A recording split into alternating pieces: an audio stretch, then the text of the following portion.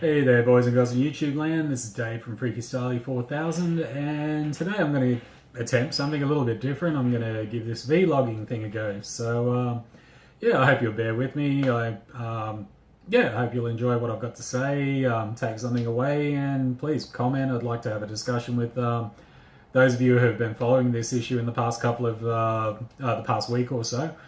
Pretty much, yeah. I just wanted to give my 2 cents relating to the Change the Channel disaster, fiasco, implosion, clusterfuck that has occurred in the past week and has probably been building up for quite a few years. I think we'll all agree. It's interesting. Let you know, I've had a week off work. I finished up a job last week, and I've just been relaxing at home in the lead up to moving on to greener pastures starting tomorrow. So I've had a good week to sort of indulge in a bit of YouTube, listening to a lot of different people commenting on the Change the Channel situation, both actual people who worked for the site and have since left, as we all know, but also, like myself, just regular fans, people who are just have just been watching for almost 10 years, if not 10 years, and just have their own just wanted to impart their thoughts and feelings and even experiences having watched these people entertain us for so many years now. For me, I have mostly positive things to say about Doug Walker and a lot of these content producers. And I'm just hoping to, just sort of convey that to those of you who stumble upon this video. Just what, the nostalgia critic and all these characters and personalities have meant to me over my life these past 10 years or so. For a lot of people, have watched long term. I'm a 37-year-old man. I can honestly say without any shame or hyperbole that the humor of Doug Walker and a lot of his compatriots has formed my appreciation for movies and video games and popular culture and their humor and so forth. Like their comedy and their humor has influenced me. I'm not a comedian or anything of the sort, but just these people have been in my living room and on my laptop and on my phone for 10 years now, so it'd be silly to say that they have not influenced me in any particular way.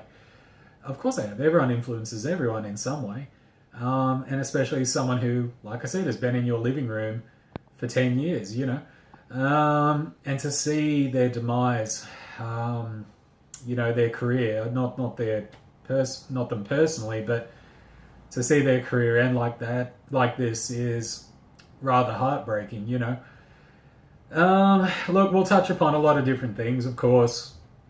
As I said, there's been a lot of issues over the past couple of years, from the Indiegogo to Spoonie's involvement and departure in Rah-de-Rah.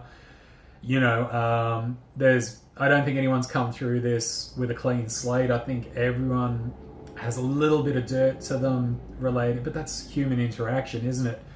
Especially when money is involved, especially when, there's egos on the line and so on and so forth. So I've got a bit to sort of comment in that regard as well. But again, who am I? Just a fan, just someone who's watched the show for many, many years and would just like to have a chat about it, really.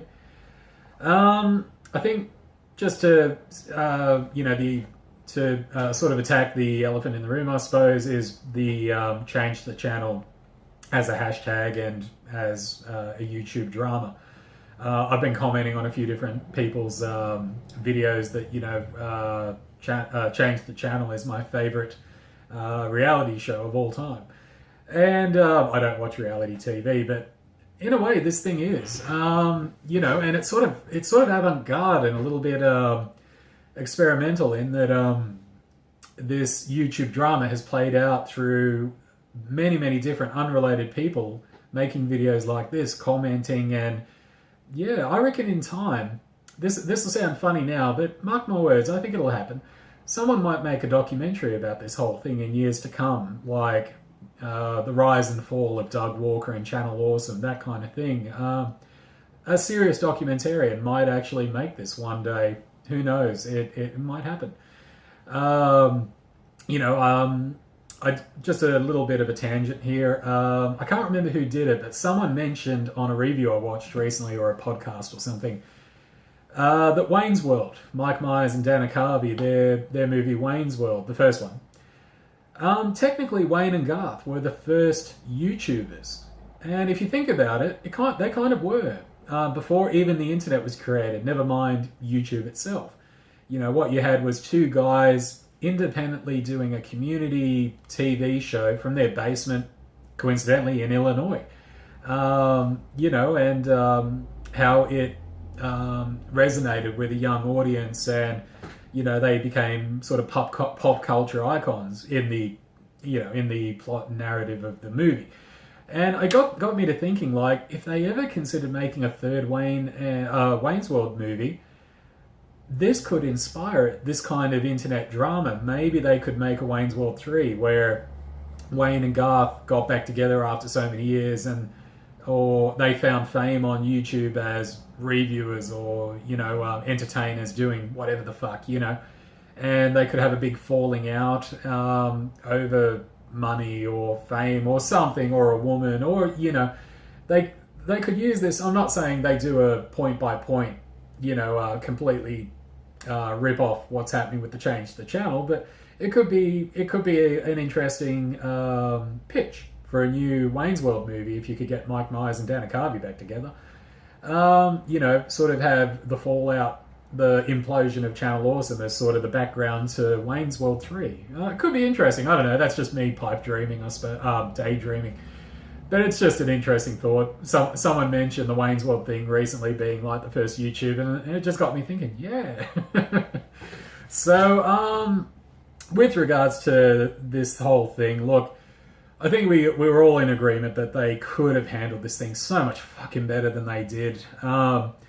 I personally believe this is the one instance where I think they needed to take a hit in the pocket. I think Channel Awesome Incorporated as a business, I believe they needed to consult a professional PR firm, a public relations company, a company, an organization that does this for a living, because they sure as hell do not. And I believe they needed to have an apology and a video very carefully drafted by a PR firm that does this for a living. They could have weathered this. They could have survived this had they handled it properly. But as we've seen, now what you have is an intellectual property. You have a brand that is pure poison. There's no changing the channel. The channel will be turned off. It's already been turned off by the fan base, and it literally, I know I'm one of those people who uses literally incorrectly, please bear with me. It will be turned off by the Walkers or Michaud eventually. They will pull, they're not going to get traffic on the site. Their advertising, like, it's not going to be a business. It's not a profitable business anymore because the brands are poison. Even the name Doug Walker is poison. Not the man, but the concept of working with Doug Walker, for example, is not going to appeal to any new and upcoming or even relatively famous content producers, people who review popular culture for a living or, a hobby. No one is going to want to associate with these guys again because their brand is poison. There will be no crossovers. There will be no content producer bursting through the door. Hey, Critic, stop! Don't do it. There will be no white noise static on the screen, and all of a sudden you've got this Critic doing a crossover. That's not going to happen. It's over. It is over. Unfortunately, it's so sad because this could have been not avoided. They needed to accept responsibility, but they needed to respond appropriately. Myself, a little bit about me, I work in the hotel industry, and on occasion you will get 1-star reviews on TripAdvisor, or in the States, Yelp. I understand that's a thing. We don't really have it here in Australia. But you have to accept responsibility, even if you're dealing with the most irrational guest in a hotel where they're making outlandish claims. What you'll see on TripAdvisor when a general manager or a guest relations officer responds to a terrible 1-star or 2-star review is that they acknowledge the complaint. They don't deflect. They don't quite accept responsibility, but they, they make mention that they will review their practices, policies, procedures, standards. They will look at retraining staff, and so on and so forth. They invite the person making the complaint to contact them directly to discuss the issue further, and compensation may or may not be due. It's a case-by-case basis, of course. And just from my perspective, being involved in the hotel industry and how TripAdvisor impacts on the running of a hotel, that's something that Channel Awesome needed to do. They needed to conduct themselves like a general manager, like a guest relations officer responding to negative feedback on TripAdvisor. What you'll notice with a lot of those kinds of responses is they do appear, and they are cut and paste, copy and paste. They're very curt, they're polite, they're professional. They're not cold, but they're not warm. They're very neutral in nature, but they are handled in an appropriate manner when done properly. You will have those renegade, general managers of some independent hotels that will tell guests to go fuck themselves, but that's the exception, not the rule. Of most chain hotels, if you jump on and just type in a random Sheraton, Marriott, Hilton, whatever, anywhere in the world, look up the 1-star reviews, look at the responses from general managers, and that's the way Channel Awesome really needed to conduct themselves to weather this and somehow in any way come through without being completely scuttled. The thing is, I use the term scuttled because they fucking scuttled themselves with that non-apologetic tweet, and then our response on the website, which just sunk the ship. Literally. I'm not calling the content producers that left late rats, but, well, for lack of a better analogy, the rats jumped ship. Even rats have self-preservation. They have to look after, and I fully understand. I think a lot of them were the late departures such as Critic and Angry Joe Linkara. I think they were just waiting to see what happened, and obviously with the publication of that terrible response on the website, they were like, I can't be associated with you anymore. You are going to hurt my brand. You are going to hurt my reputation, and I have to distance myself from you. Behind the scenes, I'm sure Lewis and Joe and Chris Stuckman, etc., I'm sure they're still friendly, and so on and so forth with the Walkers and Michaud. Who gives a shit? But Michaud, and they're all well-meaning and all the best to each other and rah. But on a professional level, that's why all these people had to leave. They had to preserve their own brands and reputations. Fully understandable. So as I said, I believe that Channel Awesome needed to hire a professional PR company, or at least an impartial third party that could have drafted them a well-written, genuine, sincere apology that Doug could have read. He could have been reading someone else's words, but it needed to be him as the face of the company. A lot of people are saying, well, Doug's not tied up in this. He's not responsible. He's not a manager. That's kind of besides the point. You have a man who has been the face and the voice of this corporation for over 10 years. And to say that he doesn't need to step up to the plate and act as the ambassador for this corporation when times aren't rough, but this is a nuclear fire of epic proportions of a company going down, and for him to not face the music, but he, like I said, he needed to act as an ambassador, as a face. He needed to act as a fan relations manager, and that's the thing. They have failed on every front. Every front. I just can't believe the ineptitude of these people, and all of us fans all over social media. We've been telling them what they need to do. They just need to accept responsibility and apologize, promise that they will work harder with the going forward, the future, and all that. There are some dark, deep, and terrible things that have come to light, which verge on the criminal, as we all know. and that needs to be addressed. And that's why this thing is, it's no longer a fun, carefree, happy site where people get together and publish funny videos, and once a year we get together in the desert and make a movie. There's no weathering what's occurred with regards to, some like the Jew warrior situation, absolutely, and then Mike Michaud's situation as well, and his running or lack of running a company. On that front, I'll only comment very briefly on the Jew warrior thing because I've never watched a review of his.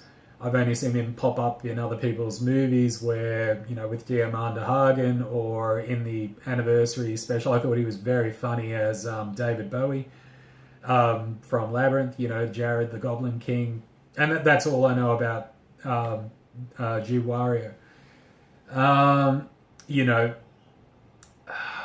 Where to go? I mean, everyone's already commented on this, but that's the biggest, fattest nail in the coffin of the funeral of Channel Awesome. There's no coming back from a claim like that. It just can't happen. It can't. It's Kevin Spacey proportions. His show, the Netflix show they immediately pulled him, etc. I can't remember the name of the show. I don't know it. I don't watch it. But the producers behind that show, when it came to light that he'd interfered with an underage boy, and his terrible non-apology where he came out and deflected by coming out as a gay man. He tried to deflect the situation. It's like, dude, he was 14. The producers of that particular show immediately fired him, stood him down, fired him, whatever the phrase. He was gone. His contract negated, etc. And his character killed off. Whatever the fuck they did, they handled it appropriately. They said, we're parting ways with Kevin Spacey. Similar situation we're seeing with the American Atheist Association with David Silverman being stood down as the president because of claims against him. I haven't been following it. I kind of don't care.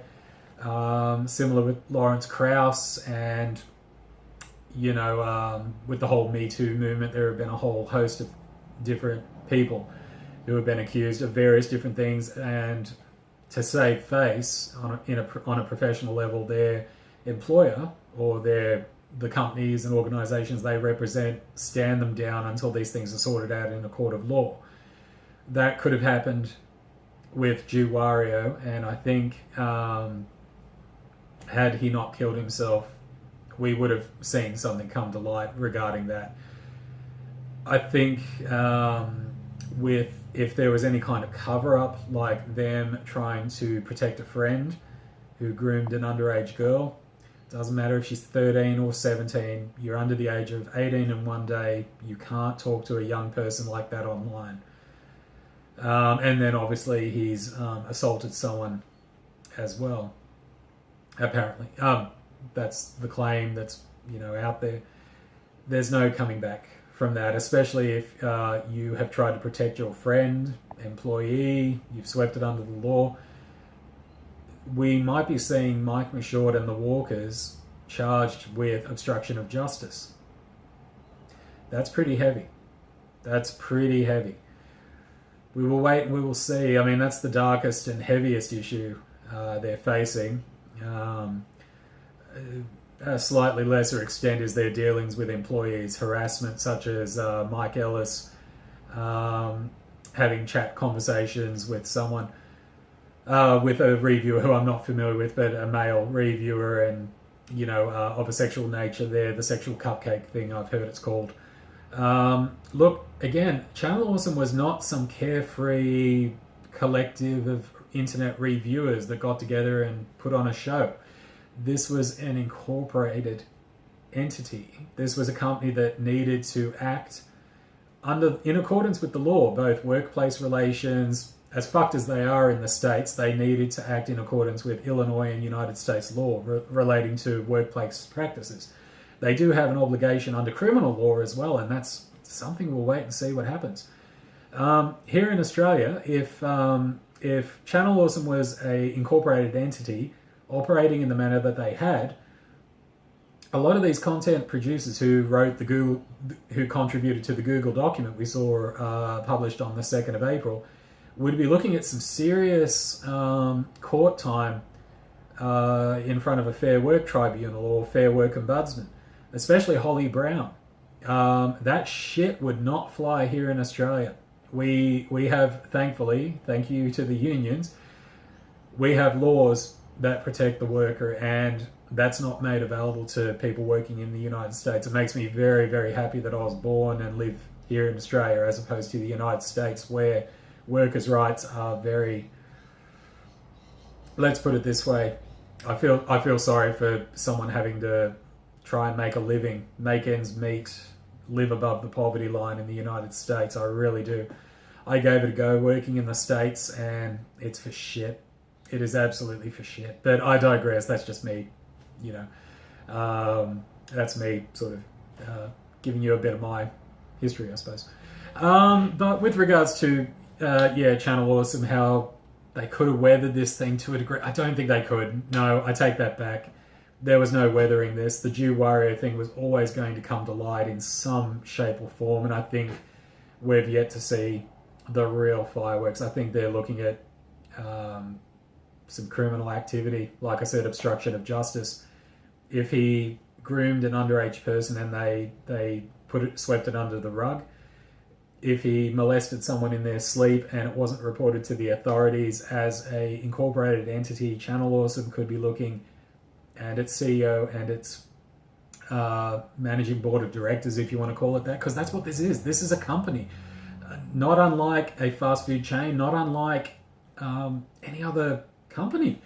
Just because they make funny reviews doesn't make them, and because they're friendly to a degree, and that's the impression we get, it doesn't make them, ignorance is no excuse, I'm sorry. I do think we're going to be looking at some serious charges. We're going to be seeing some serious charges in the next couple of months to come. On that note, I do believe that the reason why we have not seen a video from Doug or Rob in front of the camera talking about this entire situation, accepting responsibility, apologizing, whatever, drafted by a third party, anything. I believe the reason why we've not heard anything, I believe the reason why we've got radio silence is because I believe that they're lawyering up. I believe that two things.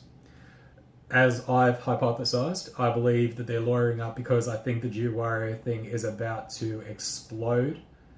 I believe that they're looking at their legal options to defend themselves against charges of obstruction of justice. Number one, and to a lesser extent, I believe that they're lawyering up because I believe they're going to go after the writers of the Google document for defamation. I believe that it is in the nature of a character like Mike Michaud, this shady person, this misogynist, abusive, harassive person, very secretive, just the again, we don't know these people, we're just fans, but we can talk about any CEO of any big organization and we have an impression of them based upon how they carry themselves and represent themselves in the public sphere. The CEO of Qantas or the CEO of Nestle, the way they conduct themselves and conduct their business. We have an impression, and the impression in most fans of Channel Awesome and the Nostalgia Critic is that Mike Michaud is a very shady, very slimy character, the kind of guy you do not want to have a drink with at the pub. He's the kind of guy who rocks up to a party and everyone fucking leaves. That's, again, brand poison, like I said, but also personal poison. I don't know how Mike Michaud's going to survive as a person after this, to be honest. I think the Walkers as men, and this is something I want to touch upon, should they survive this as people, like their internet careers are over. As online presences, as entertainers, as movie critics, as reviewers, as commentators on social, on popular culture, they're making a living off this is over. And even doing this as a hobby, it is over. It is absolutely over. When they wrap it up, and they will, Doug and Rob, they're going to have to go offline big time. Like, they're not going to be able to pop up on videos, nothing. You're not going to see Rob go back to the beige wall and get back to his roots, nothing like that. By this time, that's just sad and pathetic if he attempts that, even though we've been asking for it for years, ever since Demo Reel crashed and burned. Look, my hope is that if there's no obstruction of justice and everything else, look, thank you, Doug, thank you, Rob. Thank you for years and years and years of free entertainment. Thank you for getting me through some really hard times with regards to extreme alcoholism on my part,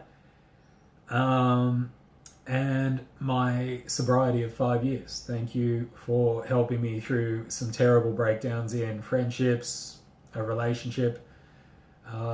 Thank you for helping me just smile when life was getting me down, when there wasn't much to smile about. I could come home, flip the laptop open and have a laugh and remember that life is worth living.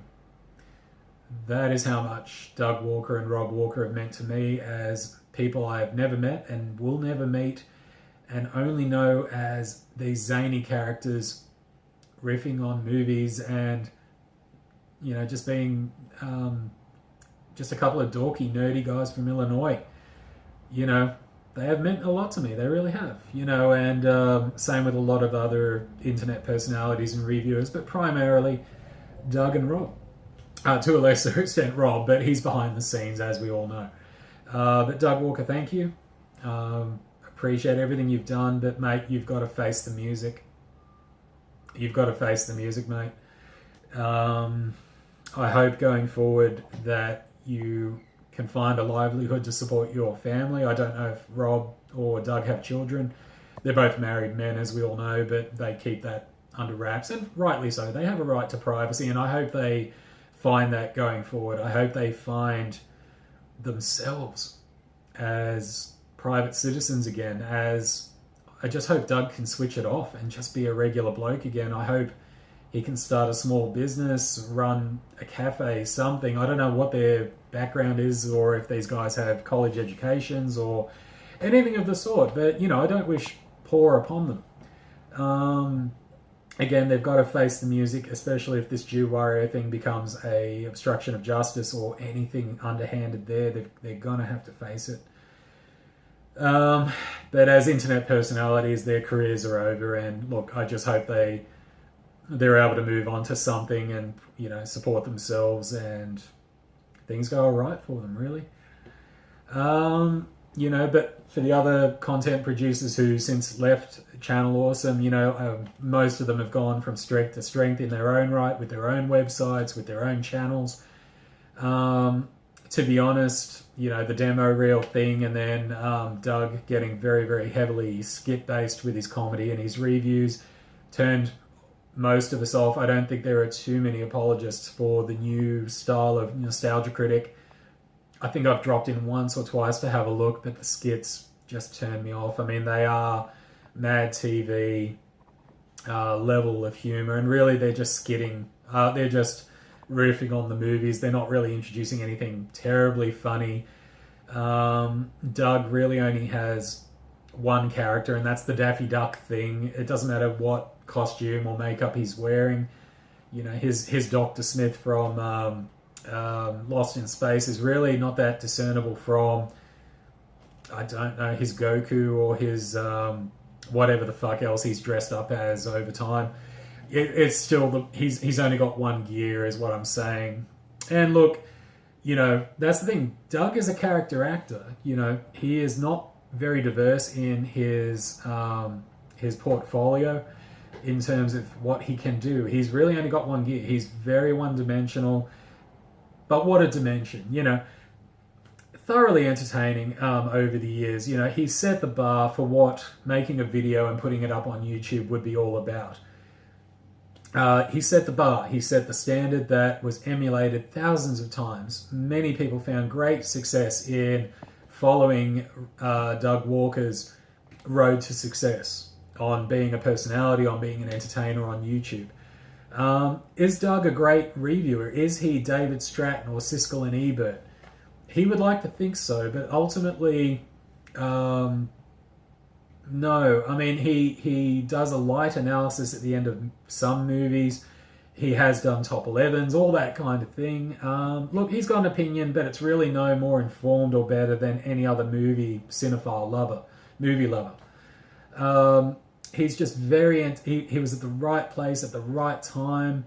If it wasn't Doug, like a lot of people still to this day claim that Nostalgia Critic just ripped off Angry Video Game Nerd. Again, if it was an Angry Video Game Nerd, it would have been someone else. Say what you will about Doug, taking a leaf out of the Angry Video Game Nerd's playbook. At least he's not.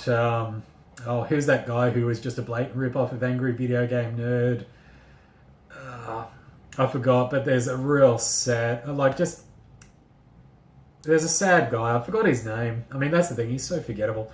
There's a guy who just was a blatant rip-off of Angry Video Game Nerd, and apparently he does a series of dead channels nowadays where he pretty much just gloats over the fall of Leafy and Smosh and Fred and all that. That's sort of what he's doing nowadays. Forget his name, don't give a shit. He sucked then, he sucks now. But say what you will about Doug, he's not that guy. Yeah, look, I guess I'll wrap this thing up. I've sort of touched on the PR thing, what they're looking at in legal, what hypothetically they could have done right, what I hope they will move on to in terms of careers and livelihoods. What they've meant to me. Like I said, I could pinpoint to you where I was at in my life pretty much with almost every review. You could point out one of Doug's reviews and I could tell you where I was living and who I was associating with and where I was at and what I was doing, what job I had at the time. And that's the thing, it's like I could bring up the Channel Awesome Wiki and go through the episode back catalogue and I could say, yeah, here, this is what I was doing. That kind of thing. Couple of examples I can give you is, my introduction to Nostalgia Critic was a mate of mine crashed over. He was a guitarist who was a friend of mine who said, have you heard about this Nostalgia Critic guy? I said, no. I was completely oblivious to online reviewing, to be honest, up until that point, which was 2008. Late 2008. My experience with YouTube was pretty much watching a lot of Christopher Hitchens, Richard Dawkins, Sam Harris. Obviously, I'm an atheist.